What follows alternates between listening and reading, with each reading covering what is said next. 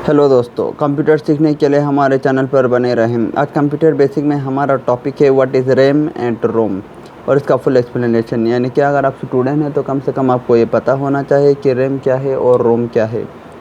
RAM stand for random access memory, यानी कि RAM का फुल फॉर्म है रैंडम एक्सेस मेमोरी।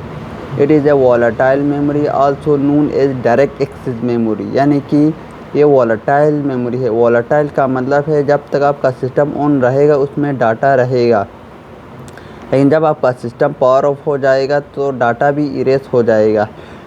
इस memory also known as direct access memory, इसको direct access memory भी कहा जाता है। इसलिए कहा जाता है क्योंकि सीपीयू इसे आसानी से डायरेक्ट एक्सेस कर सकते हैं। इसमें जो डाटा है इसको सीपीयू डायरेक्टली एक्सेस कर सकते हैं इस मेमोरी को। The task currently performed by the CPU are stored in the RAM।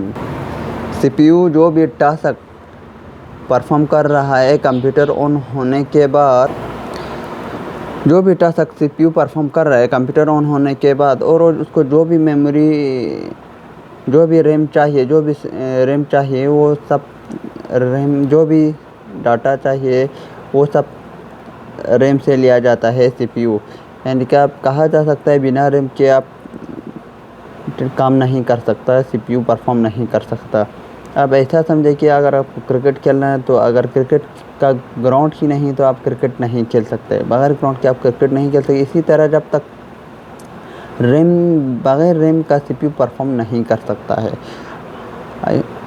इसी तरह से शायद आपको समझ गया होगा। और अब इसमें कुछ नोट्स हैं अगर आपको पता होना चाहिए।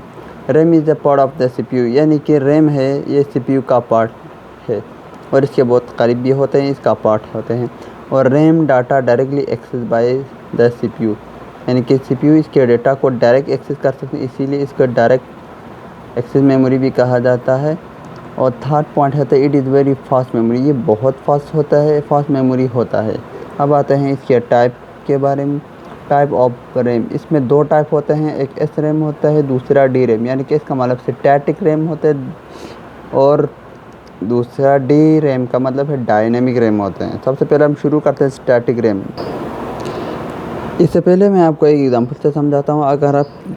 अगर मैं बोलूँ अब अपने दोस्त के साथ क्रिकेट खेलने जाऊँ तो आपको एक ग्राउंड चाहिए क्रिकेट खेलने के लिए। इसी तरह से अगर आप रैम क्या करता है कि अगर आपके सिस्टम में जो भी एप्लीकेशन आप जो भी फंक्शन करते हैं, जो भी एप्लीकेशन आप चलाते हैं, उसके लिए कुछ स्टोरेज की ज़रूरत होती है। वो स्टोरेज रैम प्रोवाइड करता है। अगर आप इंटरनेट में कोई सर्चिंग कर रहे हैं, कोई ब्राउजिंग कर रहे हैं, तो कुछ अगर आप पीपीटी कुछ भी कर रहे हैं तो वो उसको रैम उसमें स्टोर होता है, रैम में स्टोर होता है। वो सारे फंक्शन रैम में स्टोर होता है। रैम उस प्रोवाइड करता है कि उसे चलाने के जो भी स्पेस चाहिए वो रैम आपको प्रोवाइड करता है। तो आप आसानी से समझ गए कि जितना रैम ज़्यादा होगा इतना आप आसानी से एप्लीकेशन को आसानी से चला पाएंगे। ये शायद आप समझ गए होंगे। तो अब हम स्टार्ट करते हैं यहाँ से एस रैम, यानी कि स्टैटिक रैम के बारे में। Stand for static random access memory, यानी कि इसका फुल फॉर्म है स्टैटिक रैंडम एक्सेस मेमोरी। या data remain in static RAM as long as there is power supply, यानी कि जितना ज़्यादा आपके पावर या आपके सिस्टम को पावर मिलता रहेगा उतना ही इसमें डाटा रहेगा, इसमें डाटा चलता रहेगा। यानी कि जितना ज़्यादा इसमें पावर सप्लाई होगा पावर सप्लाई आता रहेगा उतना इसमें डाटा चलता रहेगा, अब आते हैं यहाँ पे नोट में। इसमें है it does not need to be refresh again and again, यानी कि जो एस रैम है स्टैटिक रैम को बार बार ज़रूरत नहीं पड़ता, इसे बार बार रिफ़्रेश करने की ज़रूरत नहीं पड़ता है। और दूसरा है it is also use as a cache memory, ये कैश मेमोरी के लिए भी यूज़ किया जाता है। इसमें दूसरा पॉइंट है कि आप इसे कैश मेमोरी के लिए भी यूज़ किया जाता है। कौन सा रैम को? स्टैटिक रैम को, यानी कि एस रैम को। अब आते हैं अब हम बात करें डायनेमिक रैम के बारे में, यानी कि डी रैम मतलब stand for dynamic random access memory. इसका फुल फॉर्म है डायनेमिक रैंडम एक्सेस मेमोरी। और data can be stored in the D RAM only when it is refresh frequently, यानी कि जब तक इसे आप रिफ्रेश नहीं करेंगे इसमें डाटा स्टोर नहीं होंगे। इसे बार बार रिफ़्रेश करने की ज़रूरत पड़ेगी आपको।